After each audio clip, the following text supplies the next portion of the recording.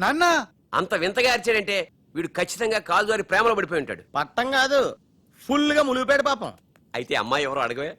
ఎవరా అమ్మాయి? మాధవరావు గారు అమ్మాయి త్రిష. త్రిష. త్రిష అని అంతలా రోకలేదు బాబాయ్ గారు. ఆల్రెడీ వాళ్ళ ఫాదర్ కూడా ఒప్పేసుకున్నారు. ఎరా నిజమేనా ఇది? నీ మీదట్టమ్మా. అమ్మా అమ్మా ఆ ఢిల్లీ పిల్లని క్యాన్సిల్ చేయండి అమ్మా. ఢిల్లీ లేదు పిల్ల లేదురా.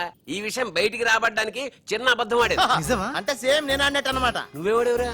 మీరు ఊరు వెళ్ళిన తర్వాత కొన్ని విచిత్రమైన పరిస్థితుల్లో సమస్యల వలయంలో చిక్కుకుని ఒకే ఒక చిన్న అబద్ధం ఆడాను. ఆ మాట కొత్త అసలు అది అబద్ధమే కాదు, అంత చిన్న అబద్ధం అన్నమాట. ఏంటో అది? ఆంటీ ఉండగా చెప్పచ్చా? ఆంటీ? అసలు నాకు మీ ఆంటీకి మధ్య రహస్యాలే లేవు. చెప్పు. చెప్తాను. ఓసారి ఆంటీ ఊరు వెళ్ళినప్పుడు మీ ఇంట్లో పని మనిషి ఉండేదా? ఉండేది. ఆవిడకి మీకు లింక్ ఉందా? ఆవిడకి మీ వల్ల కడుపు వచ్చి పిల్లడు పుట్టాడు అనమాట. అమ్మా దీనికి ఎంత షాక్ అయితే ఎలా? చెప్తున్నాడుగా వాడు చేసిన ఘనకార్యం విను.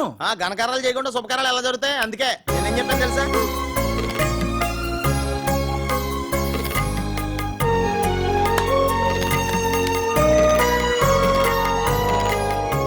జరిగిందేదో జరిగిపోయింది.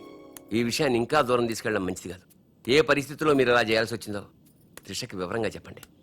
అలాగే నాన్న చెప్పేద్దాం పదరా.